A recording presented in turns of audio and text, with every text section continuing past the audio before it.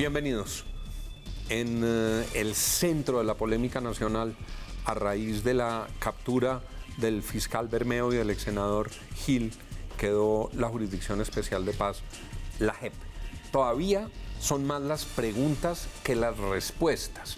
Vimos unos videos pestilentes con una entrega de plata por debajo de la mesa, guardándosela en la chaqueta, pero todavía no tenemos muchas respuestas que son indispensables para comprender qué pasó, de dónde viene la plata, quién o quiénes estaban tratando de untar a la JEP, quiénes estaban metidos con Bermeo adentro de la JEP, cómo individualizar las responsabilidades para que este episodio no afecte a toda una jurisdicción.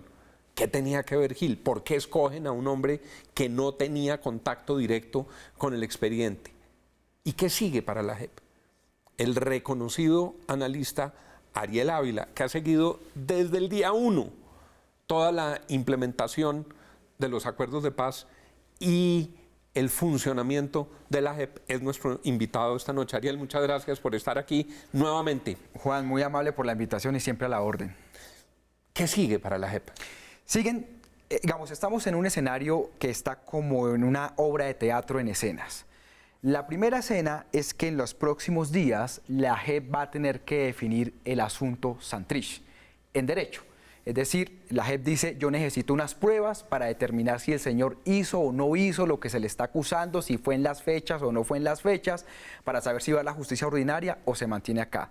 El Departamento de Justicia de los Estados Unidos dijo, nosotros no enviamos pruebas porque en el convenio de extradición entre Colombia y Estados Unidos no media prueba, no es obligatorio. Y todo eso en medio de una controversia jurídica en Colombia muy intensa entre quienes dicen que la JEP podía pedir las pruebas y quienes dicen que la JEP se extralimitó y estaba excediendo sus competencias. Claro, pero digamos, en general la naturaleza de los jueces es recabar pruebas, la discusión es si Estados Unidos las enviaba o no, porque efectivamente en el convenio de transición no media eso. Ahora la gente ¿Cuándo tiene que decidir la JEP eso? El 7 de marzo, a máximo el 7 de marzo tendría que definir qué pasa con el señor Santrich. Puede que se den unos días más, pero la fecha es cercana al 7 de marzo. Pero eso es esta semana. Claro, por eso en los próximos días. Luego, seguramente hay dos opciones, o que la JEP diga que no o que sí, o que la JEP le tire la pelota a la Corte Suprema de Justicia. Esa opción está sobre la mesa. Claro, porque la Corte Suprema de Justicia, según el Tratado de Extradición, es la que tiene la última palabra y mira las condiciones de la extradición. Y la Corte Suprema tiene una jurisprudencia larga, particularmente con jefes paramilitares, donde dice, si la persona está colaborando con verdad, reconociendo crímenes y pidiendo perdón, no será extraditado.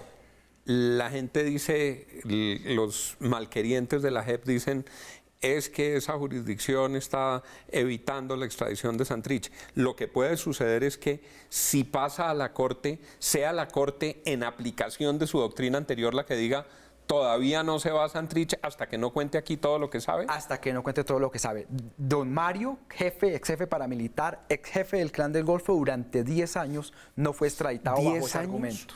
Bajo ese argumento. Hasta que no contó. Hasta que comenzó a contar, después ya se dijo que no estaba diciendo la verdad. Eso fue un show el año pasado. Él dijo que sí quería, que no lo dejaban hablar. Y ahí lo mandaron. Y ahí lo extraditaron hacia los Estados Unidos. Pero por varios años él estuvo acá en Colombia bajo ese argumento. O sea, aún en el evento en que la JEP no se niegue a que el trámite prosiga, la instancia que lo podría trancar es la propia Corte. La Corte Suprema de Justicia, que yo creería que diría que no lo extraditan, siempre y cuando, que esa es la tercera escena, en los próximos 15 o 20 días el señor Santrich tiene que comparecer a la JEP. Iba a preguntar por eso, porque mientras todo esto ocurre, están siendo citados a las primeras audiencias. Ya han ido otros miembros de las FARC. Ya fue Timochenko, fue Pablo Catatumbo, fue Pastor Álape, le toca a Carlos Antonio Lozada, y luego sigue otros, y luego sigue Santrich, y en los últimos está Iván Márquez. No sabemos cuánto han dicho, ¿no? Porque esas audiencias las han mantenido en reserva. Se ha filtrado información, pero también dentro de esas audiencias hay que entender, Juan, que hay varios procesos. Una es que la gente va y habla y cuenta lo que quiere. Después viene una contrastación con los documentos que envió la Fiscalía o Inteligencia Militar. y después vienen los peritos o los investigadores a determinar si hay una disparidad entre las versiones de unos y otros. Entonces, esta primera audiencia es importante en el sentido de que comienza el proceso, pero obviamente no es la única, eso viene un proceso un poco largo, porque puede durar por lo menos un año. Como usted sabe, digamos, la JEP ha dicho que tiene por ejemplo, el proceso de secuestro. En el mejor de los casos, a finales de este año habrá sentencia, no va a ser antes. Se acaba de abrir el proceso por la UP, viene el de falsos positivos, está el de violencia sexual. Entonces, esto tampoco va a ser, digamos, en cosa de semanas. En el mejor de los casos, finales de este año estaría el tema de secuestro, que es el tema en el que están compareciendo los jefes de las FARC o actuales directores del partido. Luego tendrán que comparecer por los demás temas. Mientras todo esto pasa, Ariel, Iván Duque tiene sobre su escritorio el escrito para tramitar unas objeciones frente a la ley estatutaria por inconveniencia o firmar la ley estatutaria. ¿Qué cree que va a pasar? Juan, yo creo que lo que está en derecho es que el presidente sancione la ley estatutaria, mande una carta al Congreso pidiéndole trámite de algunos artículos o de algunas partes de la JEP, y que la jurisdicción comience a funcionar por una cosa muy sencilla. La Corte Constitucional ya la declaró exequible. Entonces, lo que vamos a tener, si no se firma o se objeta, es un choque de trenes. Y por allá en noviembre, la Corte dirá, no señor, la Corte Constitucional va esta primera versión y significa que vamos a parar el proceso de la justicia transicional por un año. Pero la justicia transicional está funcionando. Claro, pero es mejor tener reglas de juego claras y no que la propia jurisdicción se dé sus reglamentos internos ante la ausencia de los mismos. Si el presidente Duque llegara a objetar, que muchos sostienen que es una competencia que tiene, yo particularmente, independientemente de la decisión que él tome, creo que esa competencia no la ha perdido, pero si él decide objetar, ¿la JEP puede funcionar con lo que hoy tiene? Sí, pero la propia jurisdicción tendría que dar a conocer algunos procedimientos, es decir, el solo acto legislativo no le basta. Como usted sabe, hay un acto legislativo, hay una ley estatutaria y hay unas reglas de procedimiento. Entonces, al faltar la ley estatutaria, pues la propia JEP tendría que darse ese marco, que yo lo que creo es que la JEP, en caso de eso, dirá que como la Corte Constitucional declaró exequible, mientras el Congreso tramita la nueva ley estatutaria, acogerá lo que dijo la Corte Constitucional. Claro, y la Corte obviamente ya le dio su visto bueno y por eso es que está para sanción presidencial. Exactamente. Algunos han especulado, no sé cuánto fundamento tenga en la realidad, sobre algunas declaraciones de miembros de las FARC ante la JEP, en el sentido de que hasta que no tengan las reglas claras y plena certeza jurídica, no les pidan que diga toda la verdad, porque el Estado no les ha cumplido, que el Estado para este momento ya tendría que haber dispuesto de todo el juego de reglas, incluido el procedimiento de la JEP y la ley estatutaria de la JEP, y no lo tiene. La Jurisdicción Especial para la Paz está funcionando desde el año pasado, desde marzo del año pasado. Estamos cumpliendo un año de funcionamiento.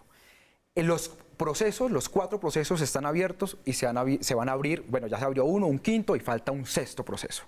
Y comenzó todo el tema de comparecencia de los exjefes de las FARC. Ellos pueden, obviamente, tal vez dilatar unas cosas mientras se da otra nueva cita, pero lo cierto es que el proceso para ellos ya arrancó.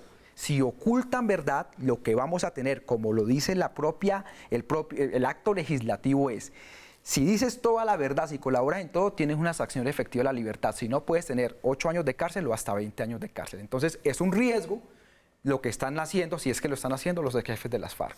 Hemos contemplado un escenario en relación con todo este tema de Santrich, que está en el centro del escándalo del fiscal Bermeo, y es que no lo extradite, que la Corte diga que porque está colaborando debe quedarse aquí. ¿Qué pasaría en el otro escenario, Ariel? Si la JEP se la pasa a la Corte da el visto bueno y el presidente Duque firma la extradición. ¿Qué le pasaría a las FARC? ¿Qué le pasaría a los acuerdos en ese evento? A ver, Juan, yo quiero que me des aquí un minuto porque esto que voy a decir seguro me van a linchar en redes ahora cuando vean este programa, pero mira, hay 2 opciones. La opción es no extraditarlo, la otra opción es extraditarlo. Si lo extraditan, lo que va a pasar es que muchos mandos medios hoy que están en la legalidad se van a ir a las disidencias bajo el siguiente argumento. no hay seguridad jurídica. Para muchos colombianos, para el 90% de los colombianos, Santrich puede ser culpable. Pero para las FARC, Santrich es inocente y todo es un complot. Y Santrich para las FARC está cubierto por la garantía de no extradición en los acuerdos. Claro, y obviamente al extraditarlo los mandos medios dicen a todos nos van a hacer lo mismo y corren para las disidencias y corremos el riesgo de tener una nueva guerrilla en 1 o 2 años. Hoy las disidencias, Gentil, Duarte, hoy ellos tienen problemas de crecimiento porque no tienen mandos. Cuando lleguen los mandos, el problema se nos agranda. Hoy la salida es, si las disidencias quedan como están, sufren un proceso de bandolerización, como en los años 50 y 60 entre la guerra liberales y conservadores. Que ya empezamos a ver algo de esa bandolerización. O sea, después de la caída de Guacho, después de la caída de David, eso se volvió pues una banda pues de narcotraficantes, ya no hay una disidencia. Entonces, estamos ante esas. ¿Qué quiere decir esto, Juan? Y se lo digo muy claramente. Yo no sé si Santrich sea culpable o inocente, no tengo idea, pero para la seguridad del país es mejor que no lo extraditen, que responda en Colombia para que las disidencias no se nos crezcan y no se vuelvan una guerrilla. Yo prefiero que esos grupos sean un montón de delincuentes y que no estemos con el cuento otra vez de la justificación de la violencia vía política. La extradición de Santrich legitimaría ese argumento, dirían ellos. Dirían que fue una traición. El Estado no cumplió. No hubo una traición, el Estado no cumplió y entonces tenemos derecho a alzarnos en armas. Es el peor escenario. Ahora, y es cierto, el argumento de los que están pro extradición, lo que dicen es que funcionaría como cuando el papá corrige al niño. Entonces, que yo castigo al niño, en este caso a Santrich, y el resto de niños, entonces no haría lo mismo ante el miedo de que le den la reprimenda, pero digamos uno que conoce los temas dice, bueno, las FARC no son un jardín infantil para reprimirlos. Entonces, esas son las dos opciones que hay, y es una decisión, yo te lo digo también, Juan, esto es una decisión en gran parte política. Entonces, esa es mi posición, hay gente que dice que sí. Sin duda, es una decisión política y va acompañada de otra decisión política a la que estábamos hablando hace un instante. Y cualquiera de las dos tiene consecuencias. Digamos, si usted no lo extradita, consecuencias. Estados Unidos se pone bravo, digamos, si se nos complica. Y va para allá, va acompañada de la decisión política del presidente Duque en relación con las objeciones, primero, y en relación con la extradición, porque si Duque no la firma, tampoco hay extradición, y todos sabemos, y va para allá, que Estados Unidos está presionando. Y en un momento en el que estamos a menos de 2 años en elecciones en Estados Unidos, donde los temas de Latinoamérica lo está manejando Marco Rubio, donde el presidente Donald Trump necesita los votos de Texas y Florida. Es decir, esto es muy complejo, digamos, es una decisión que el presidente va a tener que tomar con mucho en cabeza fría. Ahora, pero si se ajusta uno a la jurisprudencia de la Corte Suprema, si Santrich colabora no sería extraditado, porque eso es lo que ha pasado con jefes paramilitares. Por todo esto es que requerimos respuestas y pruebas sobre el confuso episodio, repito la expresión que usé al comienzo, sobre el pestilente episodio de esos billetes que estaban siendo entregados a un fiscal de la JEP, que podamos todos los colombianos saber de dónde vino ese dinero y para dónde iba, de manera que no sigamos en este pulso político a través de las redes, generando lo que algunos han llamado una apocalipsis cotidiana. Es como si todo fuera a terminar mañana y todavía no sabemos. El gran problema ¿de dónde venía y para dónde iba esa plata? Necesitamos unas respuestas muy rápidas para poder legitimar cualquier sea la decisión que tome la JEP o la Corte Suprema de Justicia. Ariel Ávila, muchísimas gracias por estar aquí. Juan, muy amable. Muchas gracias. Y a ustedes, gracias por estar con nosotros. Sigan con Red Más Noticias.